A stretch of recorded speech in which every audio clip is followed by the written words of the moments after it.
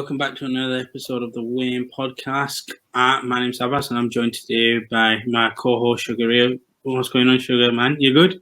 Doing all right, thank you. You know, just gone past bank holiday weekend. It's been decent. It felt like summer was squashed into that one weekend because we haven't had much of a summer this season, but we move, man. We move. How about yourself? How you been keeping? Good, man. Do you know what it is? There's something about like that long weekend. It just works. I don't know what it is.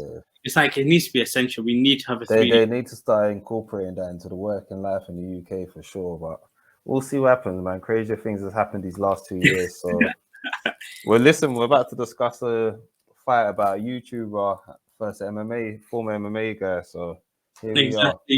And just before we do actually do that, we do need some support from you guys as well. So, one of the big things, obviously, is to subscribe to our YouTube channel, The Way In. Follow us on all the socials, Twitter, Instagram, both the same, _ The Way In _ And obviously, use the hashtag as well, Stay Waiting, anytime you want to drop us a comment or anything like that, so we can quickly get there, respond, and obviously get the interaction with you guys. But you said it. Let's start off. Jake Paul, Tyron Woodley. Yeah. The fight that, well, according to Jake Paul, got the second biggest pay-per-view by just behind Logan Paul and Floyd Mayweather, which, you know, is kind of big. Talk to me about the fight. Talk to me about... The funny thing is that statement in itself is a bit veiled, because when he says second biggest, it could mean, is like very vague. It could mean second best YouTuber fight, because we definitely know it's not breaking no legendary figures in the likes of Mayweather fights or Mike Tyson figures. So I think, listen, man, kudos to them. Just for this year, yeah, that's a bit of a cheap way out, because in a way there's not been big pay-per-view fights that have happened, but I do think he's onto something when he says about the people involved. But yeah, let's just talk about the fight in general and the whole spectacle. What did you think about it yourself? Normally, people know my stance on these type of things. I'm not really involved. It piqued my interest because I saw former UFC welterweight champion Tyron Woodley there. Obviously, many people know first and foremost, I'm an MMA guy before anything. And it was intriguing because even though Tyron Woodley has looked shot in his last few fights in MMA, obviously most people are thinking, regardless, that was against top tier UFC caliber fighters. You're facing straight killer after killer, no filler. So people would obviously think, well, you're not going to face the killers right now. You're facing Jake Paul, so it should be a routine win for Tyron. And my goodness, did his tactics backfire? And does he look like a shot fighter still against someone who's not an elite fighter? It's kind of sad to see, but considering the paycheck he got, listen, man, money have to make. I understand why he done what he done. So. You know, like, the thing that you said there hit me in terms of, I think a lot of people underestimate Jake Paul. You've said the thing that I think I used to be on the same wavelength. He's fighting YouTubers. It is what it is. But then if you actually look back at it, he's fighting. If you look at boxers getting up, I've said this before, when you look at boxers who start, initially they're not going to fight anybody who has credentials. Mm-hmm. They may have a somewhat of an amateur background, but if you look at the professional record, you're made as a tune-up just to get your record to a certain level. Yeah, for sure. You start a division where you're going to fight somebody who's 16 and 17 and or to start off with. And if you know boxing, I think Shannon Sharp said it best. Everybody wants to be like Floyd Mayweather and stay undefeated. They don't want to take that loss. Yeah. With Jake Paul, the way I look at it is he's fighting people who, if he was a professional who came through the traditional ranks, you would look at somebody 4-0 and not have a problem with him. Yeah. People box him in this idea he's a YouTuber. Why can you not take him out of that box, put him as a professional boxer? Because in theory, he actually is. The same way you look at other people like KSI, who is now a professional artist. He isn't a professional artist, whether people like him. It's the same way Jake Paul, right now, sitting, has a professional record on 4-0. Regardless of the people he's fought or not, he's still 4-0. And in this fight, for me, he outclassed Tyron Woodley. There was a 2-round period, 4 when he got caught, and then 5 when he was getting his legs back. where Woodley had an opportunity. But other than that, it was, if you were to be, he doesn't have the best fundamentals, but that's normal. Yeah. But he was actually really good in the stage he was in. An 8 3-minute round professional boxing fight. You're not even seeing professionals like Tommy Fury do that right now. Yeah, of course. Well, that's a whole nother ball game there, but it is. But if we'll anything, get to that. you have to give him so much more credit, I reckon, than he gets given. He just gets pigeonholed into a Disney star, a YouTuber. Why I don't not? even like him being called the Disney star because he's not like one of the big hitters in No, he's Disney not. that people know him like that. He's going on like he's Zack and Cody and Dylan. What's the word? He's going on like he's the Sprouse brothers, or you're That So Raven, or you was in you weren't in none of those big shows, big man. You weren't in High School Musical. Stop with this Disney star stuff, bruv. You were a Disney extra, but other than that, I think, you know what? You're right. You're actually right in terms of he's just doing what a boxer's meant to do, but obviously with his YouTube fame, he's just made people hate him more because when you were saying what you were saying, that's the most rational way to look at the situation. But obviously, people aren't thinking rationally. They just don't like him. So they're like, oh, I can't wait until he gets knocked out and he should fight a real fighter. But like you said, someone at 4-0, you're not supposed to be fighting top of the mill fighters. You're not even supposed to be fighting people of your experience sometimes at that level. You're meant to be going out there, sometimes testing your skills against below par people, because there's a difference between how you perform in training and how you perform in the lights in front of everyone. So sometimes, yes, you are going to be put in with below par people just to test your skills, make sure that under the lights you can still, keep your head on you and look impressive as well. So it just happens to be that he's a guy that he understands that people don't like him, and he uses that as an advantage. And for that, I give him credit. I think another thing is that idea of victim of your own success. Yeah. A normal 4-0 boxer would be fighting on an undercard when fans are coming into the arena or stadium. Unless you're Campbell Ham, but let's not go there. Exactly. Yeah. Unless you have a name, or unless you come from the Olympics and you have some kind of success significant where you've got a silver or gold and the eyes have been on you. If you're 4-0, you're fighting where nobody's going to be watching you. The only people that will be there realistically are fans who are really desperate to go into the event, or your friends, family and friends. Yeah. Otherwise, nobody's watching you. So he's got the eyes on him. And everyone, it's an easy scapegoat to say, oh, you're fighting someone who's 39, 40. But there isn't anybody who he shouldn't have to do that, because he knows whenever he's in the event, he's going to be the A side. Yeah, for sure.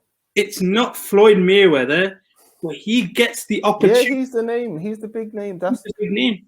That's I always find it funny when fans are like, this is ruining boxing and this, that. I'm like, shut up. You are ruining boxing. A lot of you casuals that's complaining, this is what you need to do, because I've said this before in Jake Paul's previous fight. You go, no, I said it in the Logan Paul and Floyd Mayweather. I said, you go to the mirror, you wipe it up. If you've got some mirror, some glass sheen, spray it on there, wipe it down a bit just to get all the toothpaste marks off and everything. And then look at yourself and you blame that person, because when there's a lot of great fights happening, how long was we complaining on this same pod about Josh Taylor Ramirez? These same casuals, if you keep on complaining that, oh, we don't get top fights no more, this, that, and the third, that was there for you guys. You guys didn't come in your droves to come and see Josh Taylor versus Ramirez. That was an action-packed fight for an undisputed championship. History making was happening in that fight. And you casuals didn't come to watch that fight. And it's not like, Josh Taylor is some awkward personality who's a boring person. That is a good guy to view watching, whether it's interviews or whether it's fights. So from now on, I'm not trying to hear the complaints of some of these people, because if you really want to put your money where your mouth is, stop giving stuff like this attention. They can only go off of what you give them attention for. And I can't blame them for doing that. If I'm a celeb, I'm doing the same thing. If I can see that these fans are going to be fickle and be like, oh, just because you got a big name in another field and you might not have trained in boxing before, but I'm going to watch it. Of course they are. And one thing I'll give credit to the Paul brothers and KSI is that, listen, whether they're YouTube famous or whatever you want to call them, they're taking this boxing very seriously. You may not like them, but one thing I do like is the fact that you can call them sluggish, you can call their skills amateur. They are taking it seriously and they're building upon their skills to the point now where Jake Paul has now got 2 former MMA champions underneath his belt. Yes, the asterisk is going to put these lot coming off losses and they're near the end of their careers and they're both technically retired from MMA. But the point being is, no one's gonna care about the asterisks. All he's gonna say is, fact or not, have I beaten 2 MMA former champions? And the answer is gonna be yes. So credit to Jake Paul. And in some ways as well, I'll say this as well. I know it's gonna sound again controversial. I think his skill set is improving slowly. Oh, for sure. Like, if you can still go 8 rounds, I don't care what anybody says, you are still going 8 rounds and you're standing. For me, I'm looking at you, I'm impressed. For sure. And he wasn't rushing into his shots. Like, there was, you could corner saying 1-2-1, 1-2-1. And he was actually responding with that. So I just felt, for me, like, what I see with Jake Paul, I'm going to touch on Woodley quickly. Yeah. What I see with Jake Paul is, I see him as a YouTube guy, but I'm okay accepting him as a professional boxer. I will understand that the guys he's going to face are not going to be guys who the guys he's faced will have a name.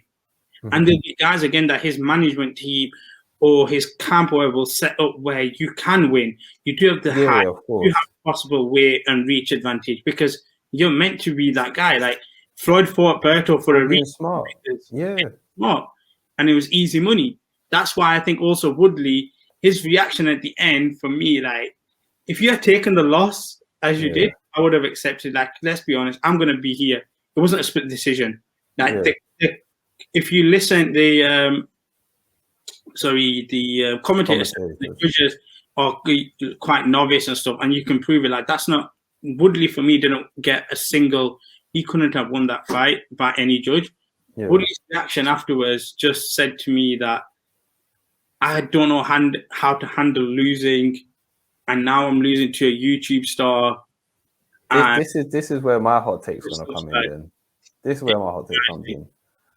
What Woodley tried to do is game the system. He saw how much he was getting paid for this fight, and listen, being an MMA guy, I've seen how the UFC structure is and how pay can be way more better and to treat the fighters way more better, because for the fact that Woodley was one of the top champions of his time and he has to do that, it's showing you a hole in the UFC's pay structure that your guys shouldn't be having to do this. Because look, top boxers aren't coming to MMA. Well, many of top boxers anyway aren't coming to MMA after their boxing career is done because they're underpaid. Whereas you got elite, former champions that are coming into boxing because the pay in MMA is not cutting it.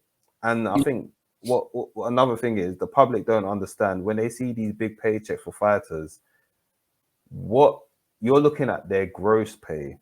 And a lot of the time, people don't consider how much is actually put into training camp, sparring partners, management, your coaches, tax even.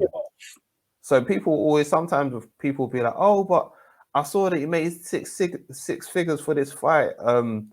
Why are you complaining about fire pay? But they don't realize how much gets taken out of that. There's a lot of fighters that by the end of their check, they get less than, 60% of their check is already gone by the time they receive it. And then whatever's left is for them. And sometimes it's even less than that because life happens and you've got other stuff to pay for. And that's a real business that you live check by check. But I digress. What I think Woodley tried to do was he was fighting Jake Paul. Obviously, I think one of the main complaints from his previous MMA fights is that he's very tentative. He doesn't pull the trigger like he used to. As he got older, he hasn't pulled the trigger like he used to. He's very hesitant. So I think in this fight, that showed quite a bit. But then what I also think he wanted to do was make the fight a more to appear more closer Yeah. than it actually was. When people are like, "Oh, it's fixed and everything," I Well, don't think it's fixed as in the result. I think he tried to fix it in that he wanted to be dominant, but not too dominant, so they could have a rematch. But he out finessed himself by not going for the knockdown. When he knocked him against the ropes, I think he tried to do what Mayweather done with Logan Paul in that let me let him survive and look good. But I think he didn't expect Jake Paul to then recover and come back stronger. yeah. Whereas obviously when Mayweather faced Logan Paul, it was like Logan didn't really do too much damage to him. Mayweather rocked him, and people say he allegedly helped Held him. Logan Paul stay up. Yeah, I think Tyron tried to do the same thing, but you're not as highly skilled as Mayweather to do that. So when he was acting like a sore loser at the end of the fight, I think it was just more a thing of, I got this big payday here. I'm trying to get another big payday. My initial plan screwed up by, I was meant to make him look good, but not too good to the fact that he's won it. And then now he's doing the whole promotion thing. Oh, you don't want to face what's Tyson Fury? You don't want to face Tommy Fury. You want to face me. That's where the real money fight is. And I'm just like, Tyron, I get what you're doing, but have some dignity and stop. I get it. You got paid. The paycheck was very healthy paycheck, because he definitely did. And that the paycheck that he's supposedly getting is way more than he's ever got in the UFC for one fight. And the fact that that's not even including pay-per-view and sponsorships. Yeah. That's just his flat fee. So, and he was thinking, like I said, he was UFC welterweight champion. So, and I love MMA. I love the way that UFC has progressed over the years. Listen, I was seen as a crazy person when I used to tell people back in sixth form over 10 years ago, I'm giving away my age. But when I used to tell them, listen, the sport of MMA is going to grow, I'm telling you, I was looked as the crazy person. So to see the growth of it now has been amazing. A lot of big MMA fighters are in the mainstream now. People know the athletes, but what needs to follow now is the pay.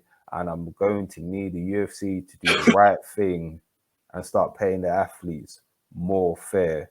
And the fighters need to do the right thing by themselves, unionize, or just find a way to get more pay, because it's going to be a while until there's another competitor that can force the UFC's hand. So, but yeah, that's my hot take on Woodley. I don't think he threw the fight. I think he tried to game the system, and the system gamed him. Like I said, for me, when I watched it, I just felt like I honestly just felt like Jake Paul was a little more of a class above. And that's fair. Question before we switch on two other guys that were on the card. Yeah. Is he going to get the tattoo though? I think he would only get the tattoo if he can get the rematch, because that's partly the thing. If you get the tattoo, like Jake Paul's tweeted, you have to get this, this, and this. Yeah. This is the size. This is where it has to fit. This is what you have. If you follow this, you'll get the rematch. He'll do it, because if you saw the money, like I said, he got a nice paycheck. He got paid M's, flat fee. Yeah. So for him, for other people, they're like, oh, my dignity, this. Tyron Woodley's probably thinking, listen, if you can guarantee I get a rematch and I get paid M's again, of course he's going to get the tattoo, because he'll probably get that tattoo and then get it covered after. I believe he's calm, but that's one of them things. No, but that's what I'm saying. Don't get me wrong. He'll probably get the tattoo during that time between now and if they have a proposed rematch. During that time, it's going to be embarrassing having that tattoo. Yeah. Of course. But like I said, if he knows he's guaranteed that big paycheck after, Woodley's probably just going to be like, it's a price he's got to pay. For everyone else, it's going to be embarrassing. Everyone's going to have secondhand embarrassment off of what Woodley's doing. But for himself, listen, man, when you're getting paid M's, I understand. I understand. I wouldn't recommend it. That I can't do it. Rather not do it. Of course, most people wouldn't do it, but I'm not saying it's right, but I understand. In the words of Whitney Houston, it's not right, but it's okay. Yeah, it's not for me, but let's quickly just touch on two of the guys that were making their debuts, I guess, on American soil. Yeah. And I think one of them was escalated because of a potential fight he could have. That's Tommy Fury. the other one, Daniel Dubois. Just touch on both of them. Yeah. If you want me to be honest, again, like I'll say this now: if Jake Paul and Tommy Fury fought, again, I'm going to sound like a madman. I'm more impressed with what Jake Paul did. No, I hear that. Because Tommy Fury went 4 rounds. Again, hear me out. Yeah. He went 4 rounds with Jake Paul's sparring partner, who was making his MMA debut. Yeah, his boxing debut from MMA. Yeah.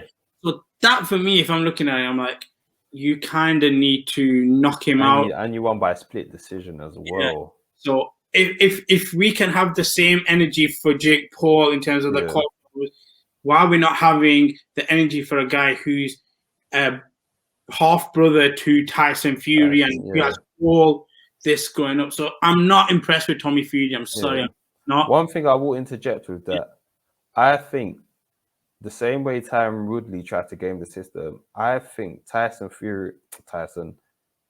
think Tommy Fury is playing the game of let me appear a bit weaker than I actually am, just so that maybe Jake Paul thinks he can beat me. Now, it's a dangerous game because I'm pretty sure that he didn't want to win by a split decision, because that would imply that the other guy was, it was a coincidence of two things.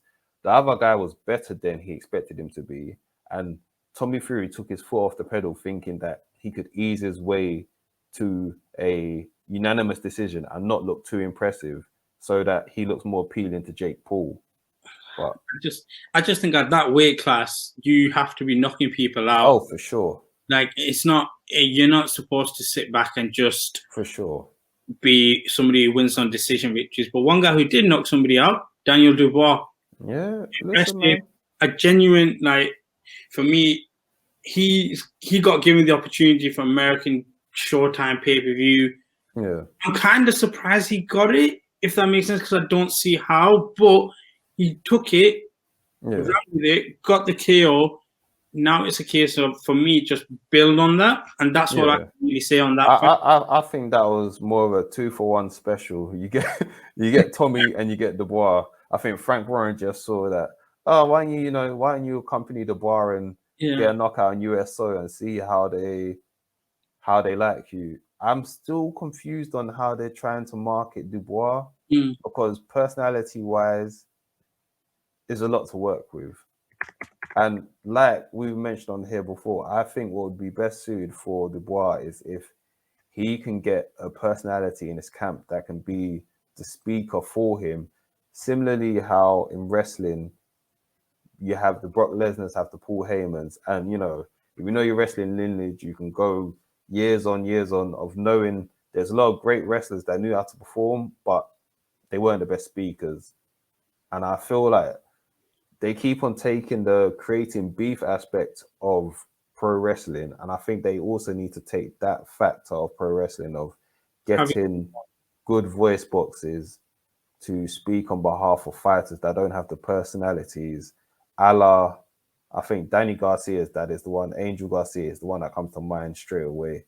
Obviously, there's plenty more examples, but he's like a name that you look at, because I remember myself, like when he fought Khan, Garcia was in there. It was his dad that did all the speaking, all the press conferences, and even then he still continues to do it. Like, he's the guy that speaks. Yeah. Listen, man, he'll take the bullet so no one else has to. Shout out LeVar Ball. Never lost. But no, I'm with you in that sense. Also, then, by having two British fighters or, the 1695 VT box office, let me just pay a little bit. Let me just pay a bit. But yeah, guys, just whilst we're on here, just with all our socials, we want to hear from you guys as well. Is Jake Paul now professional? Can you class him that? Is he more than a YouTube star? Did Tyron Woodley look worse on purpose? And are you with my opinion that Tommy Fury isn't as good as Jake Paul in a skill set? And I personally believe Jake Paul will win him. With everything, again, like we say, just comment on our YouTube page, the way Let us know, man. Let us know again. Interact with us, whether you agree or disagree. Let us know, and we'll get back to you. Definitely, for sure. Now, there's another little bit of British boxing that happened over the weekend as well. A bit of light heavyweight action. Anthony Yarde made his return, solid knockout performance. Talk to me about that talk to me about it. You don't look, you're a bit. The thing is, I get it. You I just get it. really think It was a good keep busy fight for Anthony Yarde. Wants to get his name out and face out there again. But I feel like there's a way to do it, and they didn't do it right. You're meant to give him a bit of an easier opponent to show off his flashy skills, but they gave him someone that people weren't as impressed with. So the same way Lyndon Arthur also took a fight with a guy, I believe, just before the Euros, where, you know, he had a decent record. I think he was 15-0 in Italy. You know, he had a bit of decent history. So then when Lyndon Arthur disposed of him, it might have not been seen as the greatest victory, but because people gave some respect to the opponent, it was kind of just like, you know what? It was a solid outing from Lyndon Arthur. It wasn't a straight flash out, but it was a solid outing. Whereas Anthony Yarde's opponent, I think people just looked at it like, why you can't convince us that this is a guy that's even come there to even get decent. So I think it's just a case of, yeah, I don't know, man. With that though, with the win, can we possibly get the rematch that could get interesting with Yarde and Arthur, or the case of one's on one pathway and the other's on the other, or is one chasing the other really? Well, it's Yarde chasing in the. Yeah. This is how boxing politics is so messed up. Yarde is chasing the Arthur rematch. Understandably, he wants revenge, and Arthur's also got the belts and the mandatory position for a title shot. Lyndon Arthur won and rightfully should have been pushed for the title shot. But unfortunately for Lyndon Arthur, Frank Warren, his golden child is Yarde. And unfortunately for Arthur, Frank Warren's not even hiding it. At least you got some other promoters that they might have their favorites, but what they might do is if their favorite gets beat, they might be like, do you know what? Go to the furthest that you can go, get your success, and then later on down the line, we'll get you to fight our golden boy again. And that's what I was saying in the pod before, that what should happen is let Lyndon Arthur get that world title shot against Joe Smith Jr. Yeah. Because my thing is, Lyndon, out of all the light heavyweight champions now, that's the best chance that Lyndon's got against him. So my thing is, Frank Warren should have been pushing Lyndon Arthur to get that title shot. And then if Lyndon Arthur wins, he can then go and face Anthony Yarde, and you've got a bigger rematch on your hands. Instead, Frank Warren done the petty thing of not pushing Lyndon Arthur, even though this guy kept on saying he wants to be pushed in a certain direction. And now he's facing Yarde for nothing. Nothing is. This is all for Yarde to gain and nothing for Lyndon Arthur to gain. And I think it's unfortunate because if Lyndon Arthur wins this, what is he getting? You've beaten the guy soundly already. And for Yarde, it's more like you get revenge, but it's a weird one. It's like you're still not seen as the top guy, because out of the British light heavyweights, right now, the top guys are Craig Richards and Buatsi. And then obviously you got Callum Johnson in the wing. So the winner of this fight might even have to face Callum Johnson. And then obviously you got we got Dan Aziz on the wing as well, waiting to face one of these guys. So it's a bit of a mess right now. And I really hope. Do you know what? I like both fighters, but I'm leaning a bit more towards Lyndon Arthur. And it's not even got nothing to do with Yarde. It's only because I don't like the way that it's been handled by Frank Warren. So I just want Lyndon Arthur to get the wing just to teach promoters a lesson of stop getting in the way of fighters that are trying to be great. So listen, that's my thing. The way you just said that is literally like, if you think about one of my divisions, you know how much I love my welterweight division. Yeah. Between Spence and Crawford as well. So I think, look, boxing politics is just something that we're going to have to deal with. And that's why, like you said earlier on, people stray towards the UFC because the best are going to face the best most of the time. Yeah, exactly. And I think that's probably the best way we can wrap up this podcast. You know, like we've got for sure. Politics in our main politics, and then within our boxes, politics everywhere. Start getting away from it. But yeah, before we wrap this up, obviously, again, like I said, big shout out to you for coming on, hanging out. As always, man. Like, always a good catch up. Always to everybody as well that comes, tweets us, likes the videos, comments as well. Like, we always appreciate everything. And as always, when you do, make sure you use the hashtag stay weighed in so then we can see it straight away. Come on. You back and everything like that. But yeah, as always, Ray, appreciate you for coming on, and we'll hopefully see you next week or whenever we shoot this again. Whenever we do, man, it's always a pleasure, man. Peace and love, people. Take care. Take care, people.